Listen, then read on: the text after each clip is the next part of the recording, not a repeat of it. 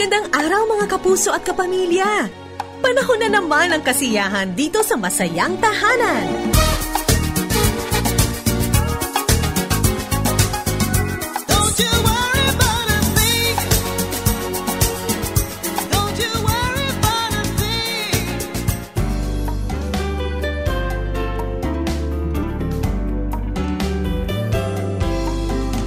Magandang araw sa lahat ng ating mga ka-family. Ito po ang inyong Masayang Tahanan at ako ang inyong kumare forever, Maloy Malibiran sa Lumbides. Ngayon pong buwan ng Hunyo, ating patuloy na ipagdiriwang ang 75th anniversary ng Far East Broadcasting Company, tahanan po ng inyong Masayang Tahanan. Naku, nakakatuwa dahil noong nakaraang Sabado, napakarami nating mga kaagapay, ka-family na nakita, nakakwentuhan, nakapagpa-picture. After many years, nayakap, nakamayan, kaya purihin ang Panginoon sa napakasaya at napakagandang karanasan na iyon. Alam niyo po, personally, ako'y blessed na blessed. Talagang pinagpala dahil nakita ko ang aking mga dating boss. At ngayong araw na ito, dito sa Masayang Tahanan, dalawa sa kanila ang ating makakakwentuhan. Sila po ay isa sa mga masasabi nating matatalik na magkaibigan sa FEBC. At hanggang ngayon, kahit po sila ay mga retired na, ay patuloy pa rin silang naglilingkod sa Panginoon at umaagapay sa mga nakababatang lingkod ng Diyos. Si Ate Marie de Jesus, siya po ay napapakinggan pa rin natin sa Family Matters. Matagal na naglingkod sa FEBC at iba't ibang mga posisyon ang kanyang hinawakan doon. Kilala bilang isang mahusay na counselor at radio host. At ang susunod naman nating panauhin, nako, napakalaki po ng aking utang na loob sa kanya dahil siya ang aking kauna-unahan na naging boss sa DZAS. Siya po ay station manager namin ng matagal na panahon at marami rin siyang mga hinawakan na iba't ibang leadership responsibility sa FEBC. Ang pinakahuling naging assignment nilang mag-asawa ni Kuya M. Perez ay ang maging station manager doon po sa Santiago Isabela sa DZMR. Marami tayong matututunan buhat sa kanila at tiyak na mai-inspire tayo sa kanilang kwento ng service sa paglilingkod sa Panginoon, kwento ng pagiging mga magkakaibigan at magkakaagapay. Kasama natin dito sa Masayang Tahanan, Ate Miriam Perez at Ate Marie de Jesus. Magandang araw po sa inyo. Bumati muna kayo sa ating mga masayang tahanan ngayong araw na ito. Ate Minggi, kayo po muna. Hello. Kamusta kayo? At salamat po sa inyong pagbubukas ng radyo, pakikinig dito sa Masayang Tahanan. Ate Marie, nasa Masayang Tahanan ka, Ate Marie, wala sa Family Matters. Magandang tanghali sa Masayang Tahanan at salamat sa special privilege na ibinigay ni Maloy na makakwentuhan dito. Oh, excited ako. Natutuwa ako. Ang privilege po ay sa amin, Ate Marie, Ate Minggi, na kayo ay makakwentuhan namin. Alam nyo, when I look at both of you, my heart is really filled with gratitude dahil binibigyan kami ng Panginoon ng magagandang ehemplo at halimbawa ng masigasig at tapat na paglilingkod sa Panginoon. Simulan na natin ang kwentuhan. Unang-una po sa lahat, dahil nga yung mga listeners natin through the years, merong nadadagdag na mga bagong mga panauhin at bagong mga kaagapay. Kwentuhan niyo po kami tungkol sa kung paano kayo nagsimula sa ministry ng FEBC na ngayon ay 75 years na. Sa inyong dalawa po, sino ba ang nauna sa FEBC? Ako yata, 1973 ako nagsimula, March 1973. Wow, 1973, 2 years old pa lang ako noon, Ate Mindy. Talaga naman. Tama ba yun, Marie? Oo, una ka sa akin. Oo, yan. Nag-aaral pa ako sa Phibias noon eh. Aha, yun. Pero tawid-tawid na ako doon, tagahanga mo ko. Wow naman. Wow. So nauna pala si Ate Minggi. paano kayo nagsimula? Ano po yung una ninyong trabaho sa FEBC noon? So marami pang mga Amerikano noon, 1973. Ay, oo, Ay, oo, marami pa. marami. Madami pa. Ang dami-daming missionaries noon. Yung buong FEBC compound ay punong-puno yun, yung mga bahay doon, punong-puno yun ng mga foreign missionaries na galing sa Russia, sa Cambodia, sa Indonesia, sa Myanmar, sa Australia, yan. At of course sa Amerika, no? Pero nagsimula ako bilang isang announcer secretary kasi meron isang DZAS announcer noon na umalis dahil mag-aasawa at mag-abroad. Kaya naghanap sila ng isang announcer. Noon, hindi ko alam ang DZAS kasi hindi ako nakikinig noon dahil kararating lang namin, actually hindi naman kararating, pero pagkamatay ng mother ko, that was 1973, January, tapos naghanap sila, nasabi sa father ko na merong pangangailangan sa DZAS through Mr. Manikis. Siya yung dating business manager ng FEBC at kaibigan naman ng tatay ko. Kaya nung sinabi niya, may opening daw, sabi niya gano'n. Sabi ko, ayoko. Kasi sabi ko, saan ba yan? Baka napakalayo at totoo nga napakalayo noon. Ang layo kasi nakatira kami sa Kamuning, Quezon City at nagkandaligaw-ligaw pa nga kami ng tatay ko. Biro mo, nag-apply ako, kasama ko yung tatay ko.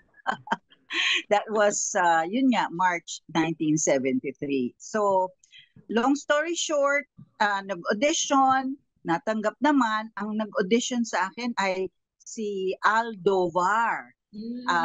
Siya nagiging OIC noon dahil si Paul Estabrooks na dating station manager, Canadian missionary, ay nagparang furlough muna sa Canada. So yun ang aking pasimula doon. So announcer and secretary. Yes. Nakakatuwa naman Slash yan. Announcer/secretary. Oo. Sanay naman tayo sa FEBC nung araw na talagang hindi pwedeng Iisa announcer, producer na lang. Diba? Talagang all around Kaya nga ang ganda ng training because we're trained to do everything. Diba? Si Ate Marie naman. So, nag-over the backod ka from Phoebias, nagpupunta ka ng FEBC, napapakinggan noon si Ate Mingy. Paano ka eventually naging part ng ministry ng Far East Broadcasting Company? March din ako nung mag-apply. March din, ha? Oh, March din, 1980. Kasi yun naman ay out of frustration sa buhay. Kasi nag-aral ako para sa church. Sa church ako nag-work yung ganon. Dahil nakita ko kulang pa ako ng counseling, yung ganyan. Hindi, nung nag-resign ako ng last semester, dahil kasi yun sa mga internship, hindi na nila ako in-invite pabalik. Di wala akong sabi ko, saan ngayon ako? Si Ruben Gabuya, mentor ko yan dahil estudyante ng Phoebias nun yan di sabi, Miswa, kumusta ka na? Sabi ko, heto, napuprostrate sa buhay. Kinwento ko yung ganyan. Sabi niya, apply ka sa FEBC, kailangan nila sa audience relation. Sabi ko, anong gagawin ko doon? Basta mag-apply ka, subukan mo. Di ganon, di nag-apply yung ganyan. Pero nung nandun na ako, katunayan nung in-interview ko ni Mang Fred, sabi ko, Mang Fred Magbanwa. Sabi ko, hindi ako sure kung talagang dito nga ako. Kasi parang kinwento ko naman sa kanya, parang napilitan ako, yung ganyan. Sabi niya, sige, pero i-try mo muna. Pero talagang ang frustration ko noon, sabi ko, Lord, pinag-aral mo pa ako. Secretarial work lang ang aking ginagawa. Tapos, during that time, pag pumirma ka, for Director Fred Magbanwa. Tsaka ka palang pipirma ng ano mo, ng pangalan mo, yung ganun. Sabi ko, parang wala akong identity. Pero tapos later naman, noong nagkaroon na ng tumatanggap na ng phone counseling pa rin ha, sa AR pa rin, sa audience relation. Medyo na-enjoy ko na. At saka isa pa, nung alam mo naman sa FEBC, di ba, pag nalaan na marami kang alam, ay ipagagamit sa yung lahat yon. Kaya na-involve ako sa spiritual welfare. Kaya nag-how to lead Bible study ako, nag-counseling, din, lahat ng mga training na ginagawa during supposed to be Bible study. Mamimili ang ang staff. Bible study ka mag-attend o dun sa training. So, iyon yung mga ganon. And then, dahil ako tumatanggap ng lahat ng sulat, unang on-air ay sa pag-usapan natin. Kami ni Rose Adams. Yung isini-share yung mga letter, yung ganon. So, i-organize ko, gagawa kami ng team, yung ganyan. Tapos, i-share namin. Yun, first experience ko. Pangalawang on-air ko, kasambahay. Kay kay Rose Adams din yan. Okay, Rose. Pero later kay Sans. Later kay Sans. Kay Cynthia.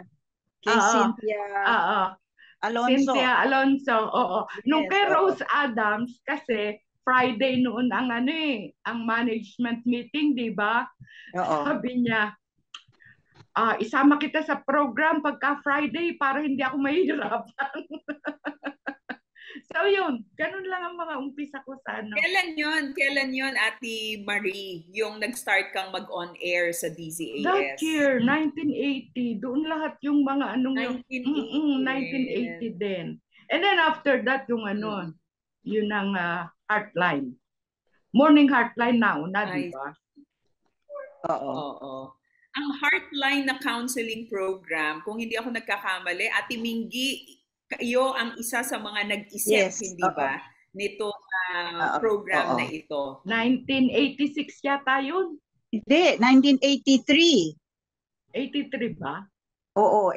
After 2 years. Tama. Oo, 83 yun. Oo. 1983. Kami nila Efren, dahil we needed to make a lot of changes sa DZAS doon in terms of programming.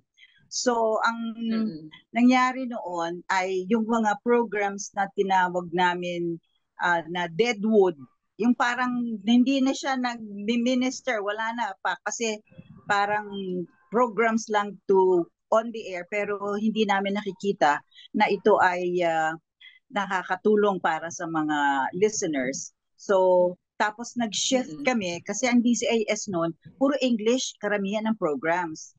Yung early morning, nung ako ay bago pa lang doon, ang early morning nila doon ay puro mga devotional, pero iba't ibang lengguwahe yun, na merong Ilocano, yung mga ganon na programs.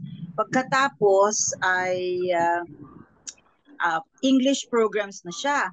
So, sinabi namin na magbabago tayo ng thrust at instead na mag-English, mag-Tagalog para mas napapakinggan at mas naiintindihan ng masa. So with the change ng program strategy ay kasama yung pagbabago dun sa DZAS. Kasi dati noon, wala tayong sinasabi nating interactive na programs, puro one way, no? Tulad ng conventional radio na diretso lang siya, isang announcer to the listener, ganun lang. Pero gusto namin talagang merong sumasagot at nakapapakinggan ng listener na pwede silang actively involved. Yun, ganung aspeto. Hindi lang yung passive involvement. So talagang nakita ninyo yung changes Hindi lamang sa programming, kundi yung composition ng mga tao sa stasyon, hindi ba? Kung Yes. dati Oo. marami pang mga foreigners na napakikinggan sa DZAS, unti-unti nakita ninyo yung pagbabago na puro mga Pilipino na, nag-change din yung mga personalities, ano. Marami kayong mga naging trabaho sa FEBC. Sabi nga ni Ate Marie kanina, nag-start sa audience relations. Yung audience relations po, ito yung mga tumatanggap ng sulat. Ito yung mga bumabasa ng mga sulat. Kasi snail mail pa dati. Talagang, naku, nakakatuwa yung kapag nakakatanggap kami ng mga sulat nung araw. Ngayon, puro mga ano na lang text, message, o kaya naman sa Facebook, ano. So aside from audience relations, Ate Marie, and aside from being announcer/secretary, Ate Mingy, ano-ano pa yung mga naging responsibilities ninyo through the years? From beginning hanggang yung huling responsibility ninyo. Ate Marie, kayo po muna, 1980 to present. Ako ay bali after ng the audience relation, ako yung Matagal ka sa audience relations. Oh, matagal ako doon. Kasi pa ako ako pa yung naging head ng audience relation. Yun. Tapos, after sa audience relation ay sa training. Sa training muna ako. And then, after ng training, noon sana gusto nila diretso na HR. Kasi naisip noon na magkaroon ng HR. Yon. Kaya sabi ko, baka hindi healthy na makita na yung bang hindi ka nga naging department head bigla ka HR manager na kaagad. So at least department level yun sa training. At saka subok lang, sabi ko baka mamaya akala nyo lang yun, pero hindi ko naman pala kaya. Nakaya mo naman. Oo naman, nakaya naman. So yun yung kaya nga naging natutuwa ako na makita yung mga nitong anniversary, yung mga station manager. Kasi naikot ko lahat ng mga di ba? As an HR person, naikot ko yun. Karamihan sa kanila, it's either kung hindi sa control room, yung mga operator, o kaya naman sila yung kapareho din ng mga trabaho na iba, na secretary, audience rest, yung mga ganon. Tapos sila yung manager. Nakakatuwa na na makita. Mga homegrown, talagang pinahinog sa panahon. Nakakatuwa. Ate Mingy, kayo po, announcer, secretary, pagkatapos nun, ano po yung mga iba pang responsibilities nyo? Naging program supervisor ako ng DZAS muna, pagkatapos ng secretarial announcer, no? Tapos ay station manager noon. And then after the station manager, marami din akong concurrent na trabaho. Lagi may mga dalawa yung hat na sinusuot ko. So as station manager, after that, naging kasama ako sa Philippines by 2000 project doon. And pagkatapos ay sa let me go back. Naging programming manager, as a whole, na hawak ko yung programming ng buong stasyon ng FEBC mula sa mga regionals hanggang sa doon. Later on, ay inassign din ako sa akin ni Kaloy Peña na maging HR manager. At the same time, nagpo-program pa rin ako sa DZAS, pero hindi na ako ang station manager noon. And then after that, kasi program manager na ako, hindi na ako station manager. So in charge ako dun sa lahat ng radio stations. After HR, napakahirap ng trabaho ang HR. Sabi ko nga, ito yung Kasi wala kang gagawin kundi tao at tao at tao pa rin ang kakausapin mo. Na kahit na sabihin natin ay Christians, tayo lahat, madami pa rin mga problema na haharapin ang bawat isa. Kasi nga, you relate. Plus, nandyan yung evaluation ng tao, nandyan yung training. Palagi ko natakta namin marinoon doon sa training, di ba? Sa training ng mga HR, yan, ng mga employees, resignation, termination, suspension. Yan ang pinakamahirap sa lahat. Oo. Sa lahat yun. Naku, sumasakit ang puso ko. Alam mo, itong posisyon ng pagiging HR manager, ang daming araw na hindi ako makatulog. Kasi iniisip mo yung kapakanan talaga ng staff, no? Kasi mamamagitan ka between the staff and the management eh. You are there to take care of the welfare ng staff. And then, pagkatapos ko doon ay inassign ako sa Far East Relief and Development Services, yung community development arm. At ito yung sa iba't ibang lugar naman, kasama ko rin si Marie, nagbibigay kami ng training, counseling, di ba Marie? Nagre-relief distribution tayo, punta pa kami sa Basilan, kasama ko si Marie, no? Ano Marie? Lagi yan sa Zamboanga. At sa iba't ibang lugar, halos kasama ko si Marie pati sa Coron, Palawan. Kasi nga, gusto natin silang tulungan, yung ating mga partners doon. And nung nasa FERDS ako, doon na ako inabutan ng 60 years old. Kaya I had to retire. Pero before I retired, ay kinausap kami ni Mang Fred Magbanwa if we are willing to take on the missionary role para nga sa pagsisimula ng 1143 DZMR. Pero ang project pa noon, ang tawag ay Cagayan Valley Project. Yan. So yun ang aking mga pinagdaanan. All in all, 45 years yun. Wow, 45 years of Yes. continuous service yan. Nung una, ayaw-ayaw pa kayo kasi malayo. Yes. Totoo yun. Actually, sabi ko nga, nung tinatanong ako ni Efren, kasi sabay kami ni Efren na pumasok March na 1973. Siya sa DZFE, ako sa DZAS. Sabi niya, Minggi, kamusta ka? Lagi yun pag nakikita mo kamusta ka? Sabi niya ganyan. Tapos, station manager na yata siya ng DZAS noon. Mm-hmm. At ang sabi ko sa kanya ay, alam mo Efren, I have decided na dito ako magre-retire sa FEBC. Yun. I think, hindi pa ako kasal noon. Pero nagsabi na ako na dito ako magre-retire sa FEBC kasi nakita ko talaga very fulfilling and very rewarding yun. Wow, nakakatuwa naman. Ate Marie, kayo po, nung una, kung mapapansin nyo, parang pareho, no? Si Ate Minggi, ayaw nung una kasi napakalayo. Eventually, she fell in love with the ministry. Pero maidagdag natin, she also fell in love with Kuya M. Perez. Mamaya tatanungin natin. Si Ate Marie naman, nung una ayaw ninyo kasi sabi ninyo, naku, parang wala naman akong identity dito. Pipirma lang ako, meron pang 4. Fred Magbanwa. When did you fall in love with the ministry of FEBC?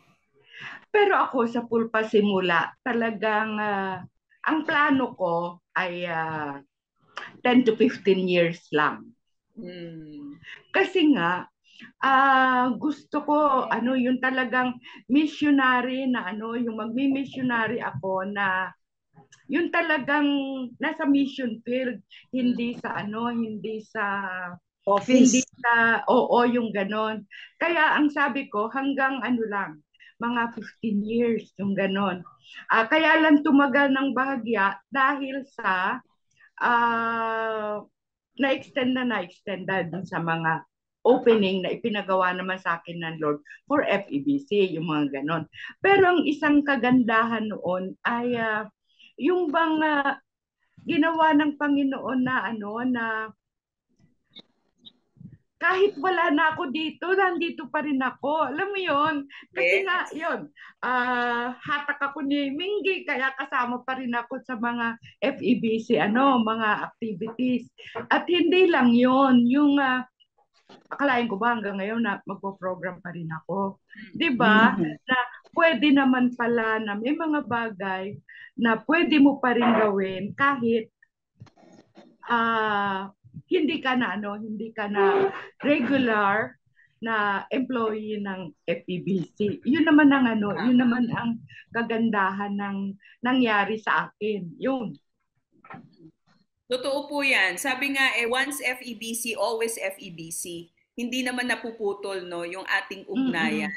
At yung opportunities upang maglingkod, totoo kapag meron tayong desire to continue helping, to continue supporting, and to continue serving the Lord in this capacity, ang Panginoon ang siya magbubukas ng ganyang mga opportunities. Nako, natutuwa naman ako. Balikan natin yung sinabi ni Ate Mingy. I fell in love with the ministry of FEBC. Dito na ako magre-retire. Yung aspekto, Ate Mingy, na you fell in love with M. Perez. Kwento mo naman sa amin yan. Paano kayo nagkakilala ni Kuya M sa FEBC? Ay, si M, 3 years siya na delayed sa pagpasok sa FEBC kasi nag-aaral pa siya sa FIBIAS noon. At that time, sa theology, no?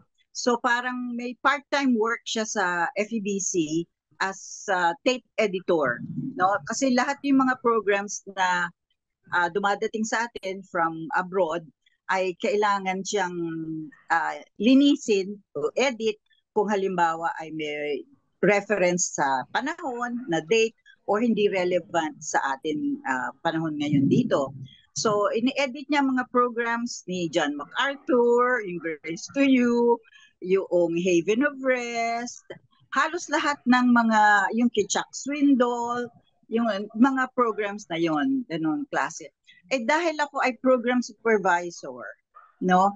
I have to work hand in hand with him kasi para yung supply ng tapes, alam natin na ay meron tayong programs na on the air ngayong araw na to. So lalo na pag weekend, kasi pag weekend na tambak-tambak na yan ng mga tapes na i-editin. So I have to work hand in hand with him. Kaya lang, kwento niya to noon.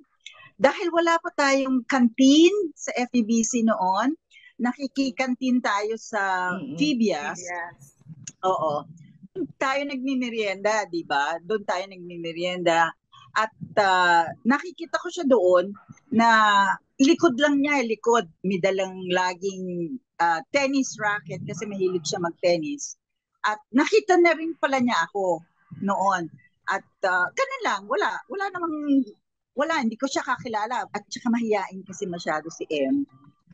Introvert, kaya nung nagtatrabaho na lang siya sa FEBC, doon kami kakilala at nagka-relate doon sa ganung aspeto. So, working hand in hand, maya-maya magka-holding hands na. Uy, bawat yun sa office, ha? Hindi yung pwede sa office. Ma-HR ka. Bawal magligawan sa opisina? Hindi naman bawal, pero bawal kang merong yung public display of affection. Oo. Okay. So talagang maraming hindi lamang ministry ang nabubuo, maraming friendship, yun nga, yung iba, maraming mga office romance, 'di ba, na nabuo sa oo. Kayo nga ni Attorney Winnie, kami ni Winnie sa FEBC nagkakilala at maraming iba pa. Ang tanong natin ngayon, Ate Marie, sa tinagal-tagal mo sa FEBC, wala ka bang nakilala? Wala eh! Meron yan, meron. Sige. Wala. I-reveal ko na ba, Marie? Wala. I'm sure meron, pero hindi mo lang sinagot. Hindi ko ibubuking. Kaibigan ko to kaya hindi ko ibubuking. Walang bookingan. Sa FEBC, wala. Wala talaga. At saka yun kasi yung time na doon ako inabutan sa FEBC na nag-declare na ako na hindi na ako mag-aasawa. Kailan yan? Anong edad po kayo? Edad ko 35. Talaga? 35? Nagsabi na kayo Oo. na hindi kayo Kasi di ba, pangkaraniwan, gusto natin kung mag-aasawa, kung pwede, magkakanak. So yun, the possibility ay napakaliit na. And then at the same time, yung lifestyle ko na travel and travel, yung ganyan, maski nung wala na ako sa FEBC, ganun pa rin. At ang isa pa ay yung isang lagi kong sinasabi ay ayaw kong magkamali sa akin love life na iyon yung sisira ng paniniwala sa akin ng mga taong naniwala sa akin, whether sa radyo o kaya dun sa mga pinagsasalitaan ko ng mga churches. Yun lang. Bakit naman? Bakit naman? Kasi during that time kasi marami yung mga graduate ng FEBIAS o kaya naman naging missionary. Tapos nag-asawa ng hindi katanggap-tanggap. Oh. So yun yung noon nauso yung mga ganon. Kaya parang yun yung aking yun yung aking sinabi sa Panginoon Pero hiningi ko sa kanya na pero Lord, tulungan mo kung to live as a single person, na kung paanong gusto kong maingatan yung aking testimony as a single person, ay iingatan mo ako. And the Lord has proven to be very faithful. Kayo nga yung isa sa mga ehemplo, Ate Marie, ng single and happy and complete, yes. no? Very What is a whole number? Yes. One is a whole number. Lalo-lalo na if you have offered your life to the one, Jesus Christ, hindi ba? Talagang buong-buo. Ay ngayon po, interesado ako malaman. Kasi nga alam ko, nung bata-bata pa ako sa FEBC, tas naoobserbahan ko kayong dalawa, sabi ko, parang mag-best friends sila. Parang hindi lamang sa work, kundi kahit nga nung nag-retire na si Ate Marie, di ba? Palagi pa rin kayong magkasama sa mga trips, sa mga missions, outreach, hindi ba? Paano po nagsimula ang friendship ninyo? Gayong 8 years, no? Or 7 years na nauna si Ate Mingy na pumasok sa FEBC. So, paano po nagsimula yung inyong pagiging magkaibigan? Paano nga ba, Marie? Lumabas na lang siya ng natural eh. Kasi hindi ba, pagka tayo nasa ministry, kailangan natin someone na makakakwentuhan, na yung makakaintindi sa'yo. Kasi may mga struggles ka sa buhay, yung ganyan. O ang iyakan ko si Mingy sa kanya, yung mga problema sa pamilya, yung mga problema sa ministry, sa kanya ko yun na isi-share. At saka hindi lang yun, pati yung mga gusto kong gawin. Sa kanya ko sinasabi. Talagang siya yung kakwentuhan.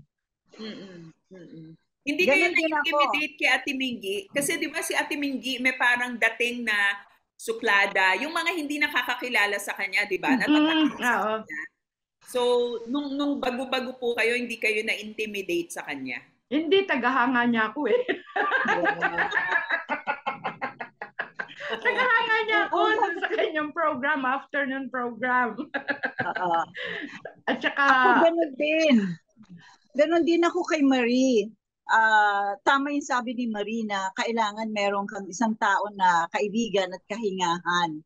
So sa mga pressures ng work, no, lalo na nga yung mga matitinding changes na nangyari sa DZAS at parang merong ibang mga tao na sinisisi ako personally bakit ganon ang naging desisyon ng programming ng DZAS, as if personal kong desisyon. Di ba? Yung mga ganun So, hindi ko naman personal na decision yun. It was decision, siyempre, with approval ng boss, And yun, so kailangan kong kausapin at magreklamo ako kay Marie, pour out my heart sa kanya. Marie, ganito, ako. Yan, ang ganun kaming dalawa sa isa't isa. So, malaking bagay no, malaking tulong na meron kang nahihingahan na lalapitan na hindi ka i-condemn, hindi ka i-judge, kundi talagang listening ear. Si Marie was a big listening ear for me. Yun. Nakakatuwa naman. Doon po sa many years of you being friends, meron ba kayong naging conflict? Nag-away po ba kayo? Ay, wala. Wala. Kasi Wala. meron man kaming hindi, yung parang hindi kami pareho ng opinion, pero nag-e-end up, nagkakaintindihan kami. Yung ganon. Yeah. At saka malaking tulong na si M introvert. Kasi madalas iniiwan niya kami magkwentuhan. Maski sa mga trips. Oo. At saka siguro na-strengthen pa yung ating friendship sa Heartline. Doon sa time na kami ay nagka-counsel on the air, yan, ganyan. At saka, yun, lalo na yung aasa ka sa kanya, aasa ako kay Marie for the wisdom na ibibigay niya sa ating mga listeners, yung mga ganong klase na talagang kita mo yung partnership, hindi yung host and co-host na relationship, hindi yung ganon, kundi talagang we are there as kakampi para sa ating mga listeners na namumroblema. So, naandito po kami para pakinggan yung ganong aspeto. We value each other's opinion, but not necessarily we agree sa ating opinion ng isa't isa. Diba? There are times na nagko-conflict kami, pero we value each other and respect each other's opinion. Napakaganda nun, kahit na mayroong pagkakaiba, tututo pa rin tayong tanggapin at respetohin ang isa't isa. And it's really very, very precious, especially now na, di ba nga, tayo doon sa cancel culture. Kapag hindi mo kauri, kapag hindi mo pareho mag-isip, ay wala na, cancel na, hindi na kita kaibigan. But your friendship has stood the test of time. Diba? Pero ang mahirap nga yung dahil sa friendship pag kayo nagkaroon ng changes, kasi una siya yung co-host namin, siya yung host sa Heartline. Pagkaraan nun ay inalis na siya doon dahil nga nagkaroon na siya ng ibang position. So si Cindy ang naging kapalit niya noon. Tapos sa gabi ay iba-iba ang naging kaano ko doon At saka ang hirap talaga pagka yung magkakaroon, bukod sa pagbabago ng kasama, ay yung nung una, basta may tinatanggap kami ng mga callers. Sumunod noon, nagkaroon na kami ng sa umaga, mayroon topic na susundin. Paglabas doon, off the air counseling na. Pero sa gabi, anything goes. Lahat ng tawag, walang topic na mini-maintain. So yun yung mga ganong bukod sa nagbago ka ng kasama, nagbago rin ng sistema. So maraming mga adjustment. Paano po ninyo napanatili yung inyong pagiging magkaibigan kahit na maraming mga pagbabago? Hindi lang sa trabaho, di ba? Kahit yung mga responsibilities ninyo nagbago, nag-retire ang isa napunta sa Santiago, Isabela. So how do you maintain your friendship all these years? Noon hindi uso yung wala pang masyadong Facebook noon, pag nagkwentuhan, at saka pagkailangan, punta. Nakarating din ako dun sa Santiago Nakarating din ako doon. So, nag-training din ng mga volunteer. Diba? Ng mga volunteer. At saka yung tungkol sa paano mag-handle ng mga letters. And then tapos, yung may time na may lakad si M nun Sinamahan kita doon. Oo. Totoo yun. Oo. Si Kuya Em, talagang blessing pala yung pagiging introvert ni Kuya Em at saka yung pag-umaalis kasi nagkakaroon kayo ng time to bond together. Oo. Madagdag ko yung sinasabi ni Marie na kasi sa akin, alam ko na pag may mga need ako na kayang punan o gawin ni Marie, siya kaagad yung iniisip ko.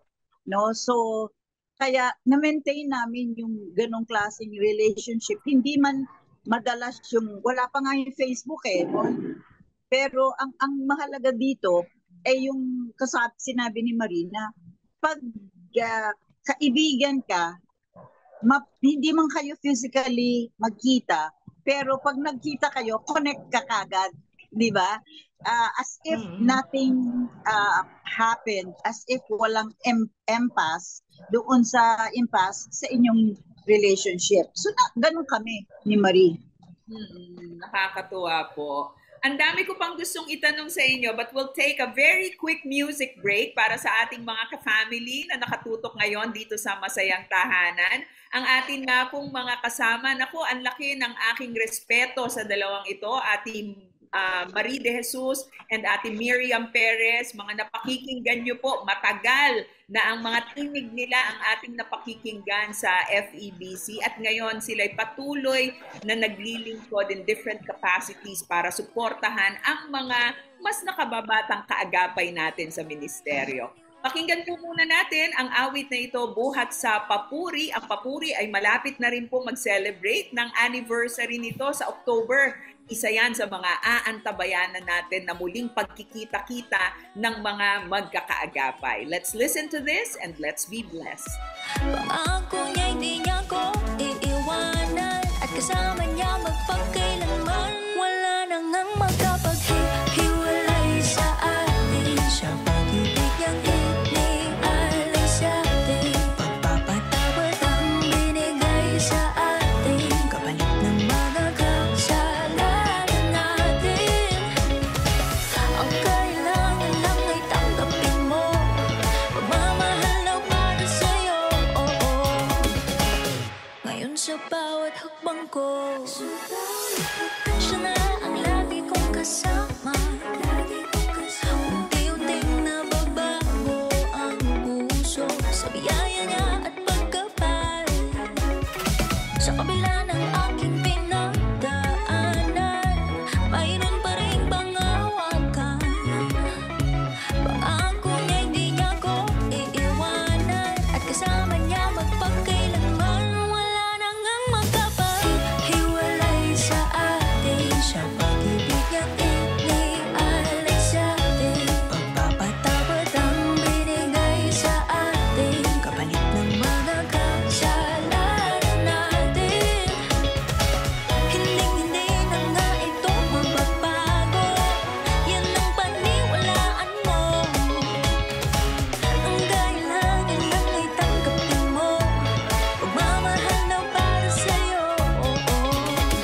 Walang-wala na nang makapaghiwalay. Kamatayan mano ang buhay. Kasalukuyan mano ang hinaharap. Mapamunuan mano ang limang nilalang. Kataas mano ang galaliman. Hindi tayo mahihiwalay sa pag-ibig ng Diyos na pinagkaloob sa atin ni Kristo Jesus. Wala na nang makapaghiwalay sa atin. Siya pag-ibig niyang inialay sa atin. Pagpapatawad ang binigay sa atin. Kapalit ng mga kasalanan natin. Hinding-hindi na nga ito mababago. Yan ang paniwalaan mo. Ang kailangan lang ay tanggapin mo. Pagmamahal na para sa'yo. Nagpapatuloy po tayo sa ating masayang tahanan. Ito nga po ay hatid sa inyo ng Back to the Bible Philippines at ng Far East Broadcasting Company. Ang FEBC ay nagdiriwang ng kanyang ika-75 anibersaryo. Lahat ng ating nagawa ay ginawa po ng Panginoon, kaya sa Kanya ang lahat ng ating papuri. Of course, all these years, 7.5 decades, 7.5 decades, maraming ginamit ang Panginoon para magpatuloy ang ministry ng FEBC. Dalawa sa kanila, kasama natin ngayon, Ate Miriam Perez, o ang tawag namin sa kanya, Ate Mingi, at si Ate Marie De Jesus, na hanggang ngayon ay napakikinggan natin sa Heartline. Baka po meron kayong mga gustong batiin na mga kamag-anak, co-workers ninyo sa FEBC na narito. Sino po ang gusto ninyong batiin? Ate Marie, Ate Mingy. Ay, ang babatiin ko yung mga taga Sambales na hindi ako nakakauwi mula nung mag-lockdown sa Berea Circle of True Friends. Lalo na kay Nanay Lydia Mirabel. Hindi ka pa pala nakauwi sa ano? Oo. Wow, miss na miss ka na nila doon. Yan. No? Ako, general na lang ang lahat ng mga tagapakinig natin, ating mga intercessors, no? FEBC Prayer Intercessors, salamat po sa inyong patuloy na pagiging katuwang ng FEBC. Naalala ko si Kaviring at ang kanyang family. Nagkita kami noon nung anniversary. Yan. So, si Kaviring at ang kanyang mga very faithful na mga anak na talagang laging may paabot sa atin na pagkain. Masarap po, masarap. Embutido, chicken galatina. Wow, ang sarap. Yes. Si Raquel at saka si Leia, ang kanyang mga naging kasama. Si Leia, yung aking ambisyon maging inaanak ko. Inaanak ko si Raquel at saka si yung anak niyang lalaki. Talaga? Oo, pareho. Nakakatuwa silang makita, ano? Talagang merong kakaibang dating sa puso. Talagang napapangiti. Yes. Hindi lang yung labi natin, kundi yung puso talaga. So, Ate Mingy, Ate Marie, you have witnessed how the world changed, di ba? Yes. Ang haba na eh. 7 decades. Ate Marie, 79. Ate Mingy is turning 73. Tama ba, Ate Mingy? You're turning 73 this year, ano? So, marami nang pinagbago ang mundo. Sa FEBC lang eh. From analog, naging digital, di ba? Laking pagbabago. Doon po sa pagbabago ng mundo, ano yung mga hindi nagbago at ano naman yung ibang-iba para sa inyo? Siguro si Ate Marie ang magsimula. Ang message, hindi nagbabago. Ang nabago, yung paraan kung paano ito ipapahayag sa mga tao at saka yung gamit.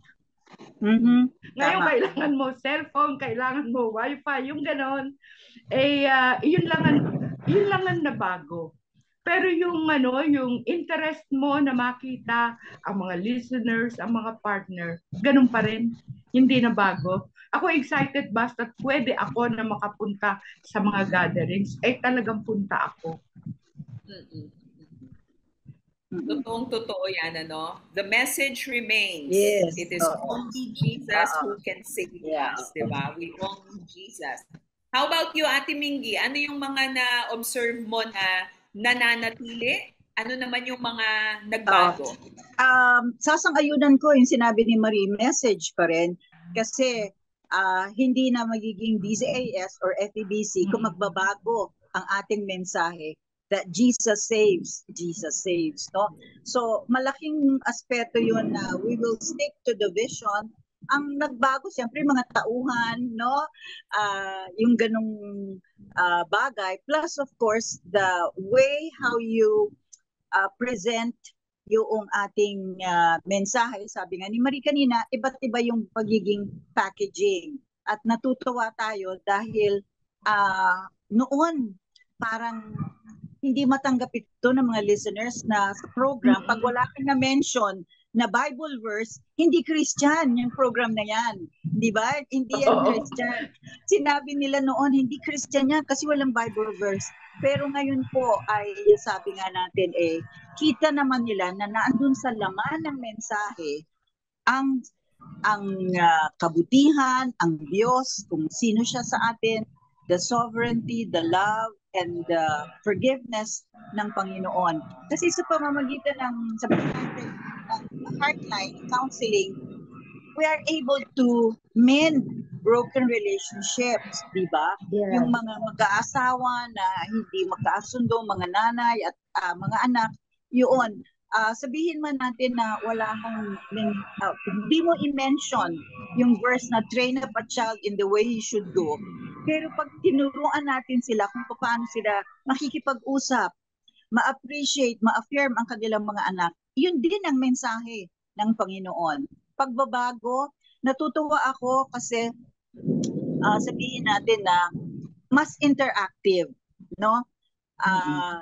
Ang ating audience, ang bilis ng response ng audience natin. Noon, kinukwento ko sa iba ito, several times nag-attempt ako hindi suicide mag-attempt ako mag-die, no?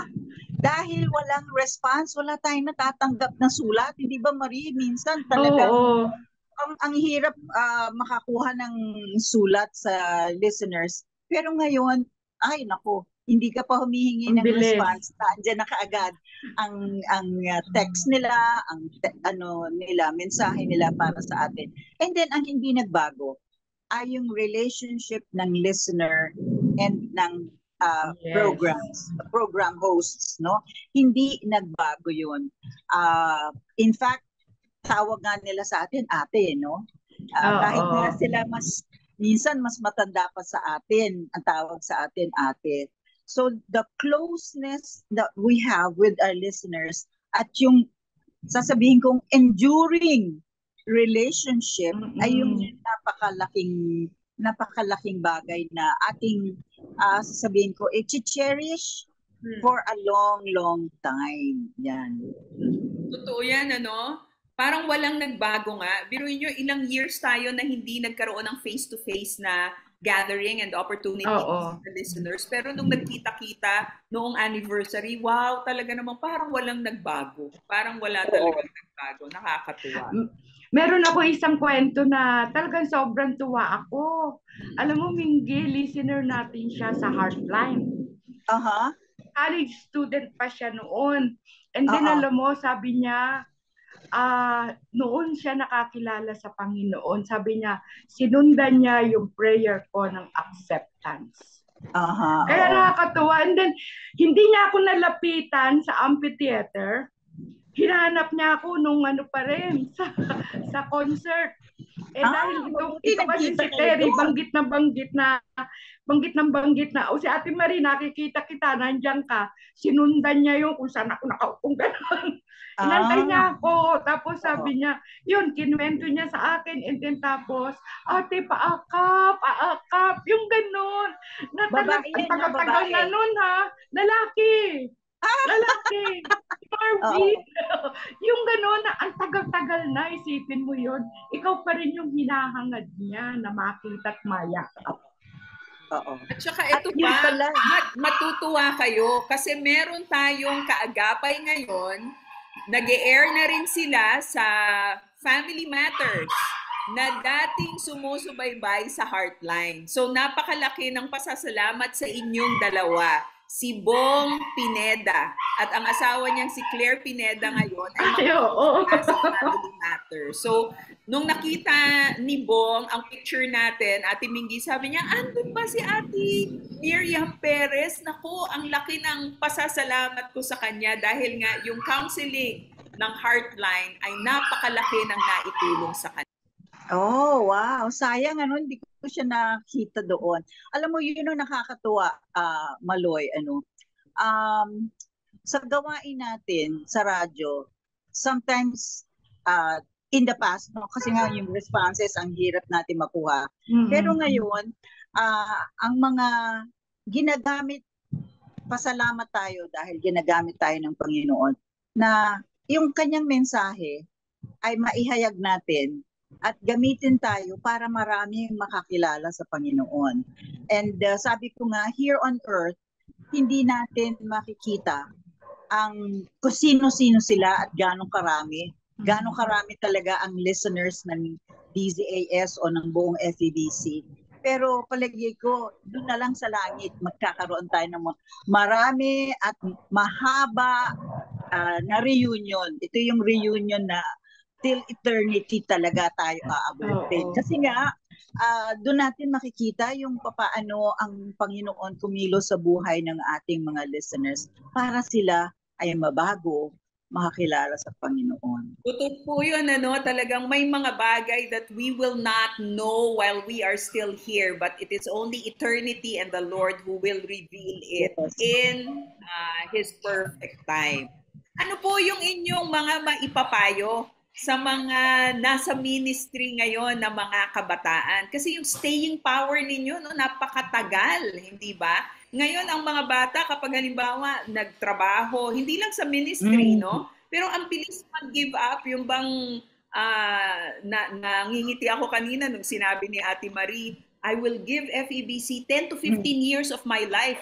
Ngayon, hindi yan imaginable para sa mga bata ngayon kasi yung 3 years lang, ang tagal-tagal na para sa kanila, hindi ba? So, ano po yung inyong maipapayo para doon sa mga still searching for their calling and those who are in ministry or probably working right now pero feeling nila, naku, alis na, gusto nang lumipat at gusto nang sumubok sa iba. Ano po ang inyong message para sa kanila? Ako ang ang mapapayo ko sa yung mga bata-bata na nasa ministry, magpatuloy and then consider looking for extra income. Reality yun lalo na pag nagsipag-asawa kayo, di ba? Kaya, pero tiyakin ninyo na hindi nyo tinatalikuran ang pagtatawag sa inyo ng Panginoon. At kung nai-enjoy nyo, enjoy it in the fullest and then have a good testimony sa company at hindi ka naman pawawalan ng kumpanya. Hindi ka pawawalan ng Panginoon. At kung ano yung need mo sa buhay, ibibigay niya. Walang pinagkulang ang Panginoon. Walang pinagkulang ang Panginoon. Sa akin naman, pasalamat dahil tinawag ka ng Panginoon dyan sa gawain na yan. No, ha? Kasi ilan ng bilyon na populasyon sa buong mundo, pero God has set you aside. No? Sabi nga natin consecrated you, yung term pa nga yung iba, and called you, kinuha ka para maglingkod para sa Kanya. Pwede niyang tawagin ang ibang tao, pero ikaw ang yung pinili at this point in time. No? Kaya pasalamat, be grateful na ikaw yung pinili ng Panginoon. And then what will keep you there, yung sa iyong staying power, is yung iyong commitment to the Lord. No? Sabi nga ni Marie, hindi ka naman pababayaan ng Panginoon. Our God is a covenant-keeping God. No? Kung paano siya nangako noon sa mga Israelita na hindi ko kayo pababayaan, ganun pa rin ang pangako ng Diyos. Kasi He is a covenant-keeping God. Yung needs nyo ipoprovide, maging obedient ka lang. Sumunod ka lang sa Panginoon. And stay sa will ng Panginoon. Pag lumabas tayo sa kalooban ng Diyos, magkaroon tayo ng mga maraming suliranin and challenges, no? Ang buhay naman talaga maraming challenges, pero if you are always in the center of God's will, hindi ka magkakamali sa iyong gawain. So sa practical terms, lahat ng iyong kailangan gawing desisyon, konsulta mo sa Diyos. No? Ask God for wisdom. Kung ikaw ay nabobore sa work, di ba? Minsan boring, routine. Again, Lord, allow me to enjoy. Give me joy dito sa ginagawa ko ngayon. And let me see beyond this 8 to 5 work. Let me see what I can do for you. I-bless mo, Panginoon, the work of my hands. At gagawin ng Panginoon yon.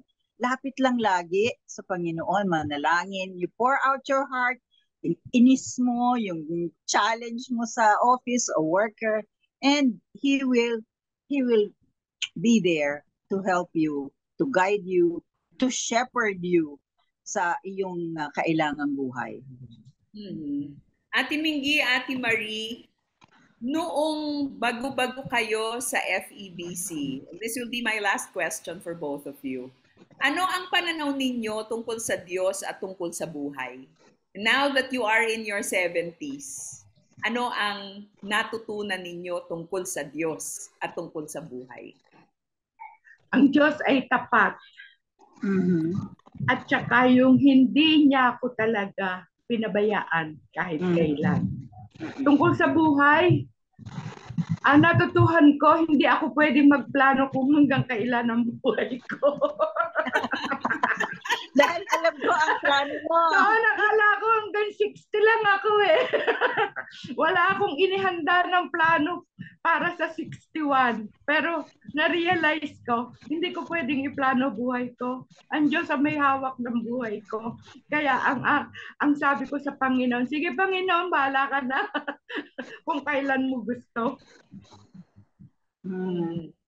Ako naman, nabuhay ako sa mga pangako ng Diyos. No?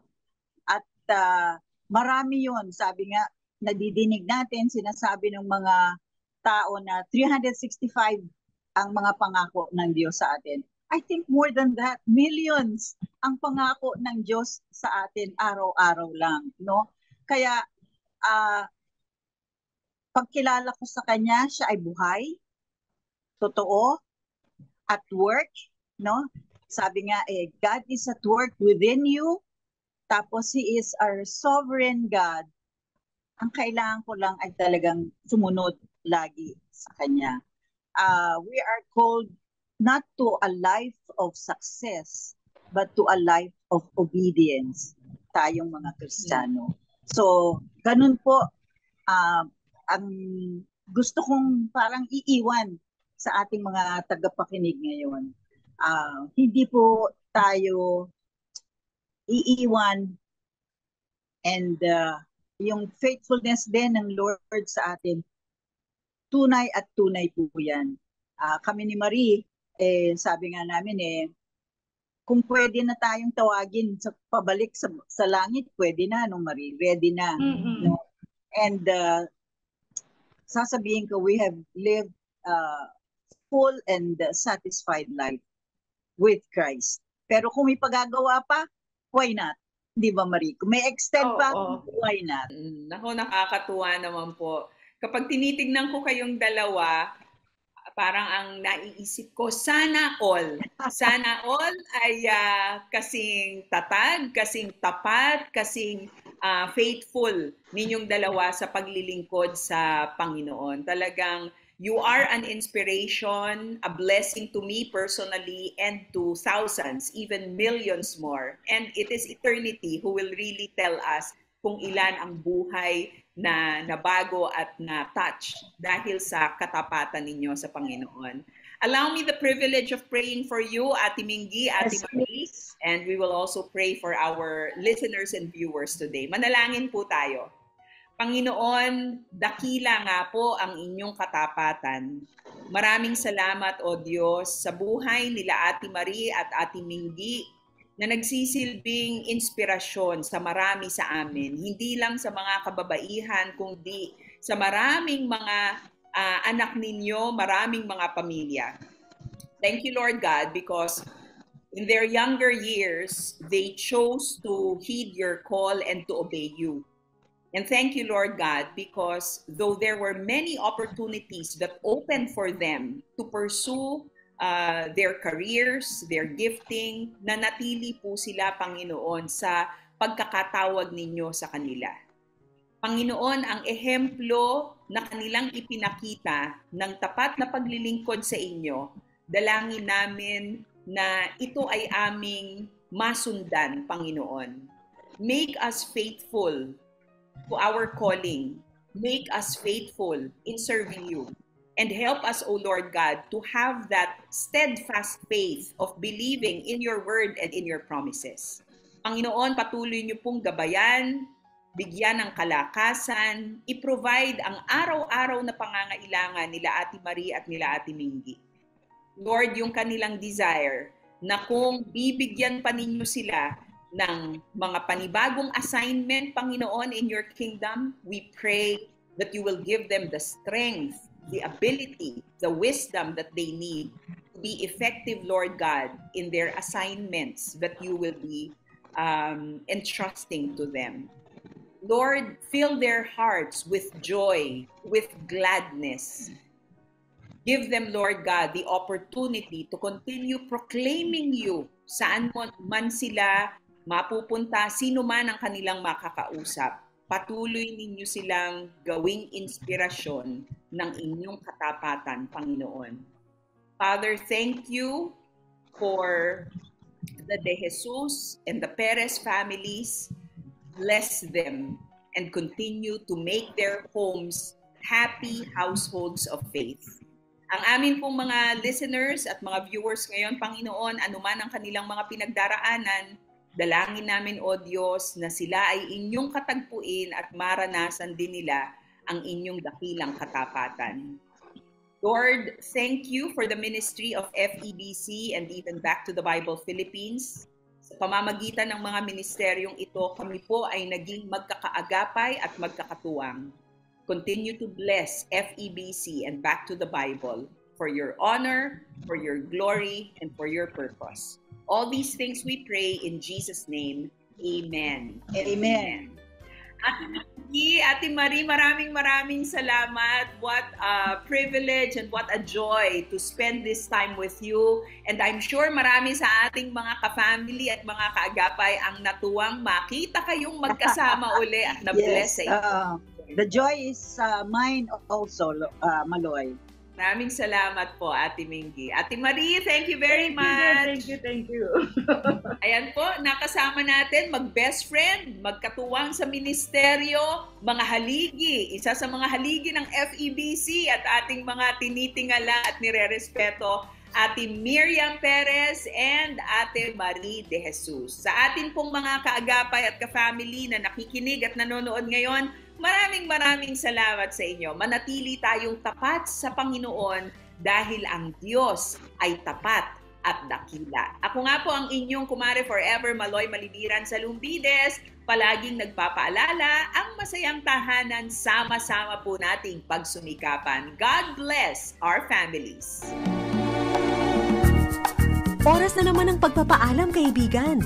Kung nais mong magkaroon ng kopya ng ating programa, tumawag lamang sa 371-9489. At kung nakatulong sa iyo at sa iyong pamilya ang masayang tahanan, magparamdam ka naman, kapatid! Sumulat ka sa Masayang Tahanan, P.O. Box 1750 Manila. Pwede ka rin magpadala ng email sa broadcasts@backtothebible.org.ph. Hihintayin ka namin uli, kaibigan, sa araw ng Sabado. At sama-sama na naman tayong mag-aaral, mananalangin at magkakasayahan dito sa Masayang Tahanan. Don't you worry about a thing.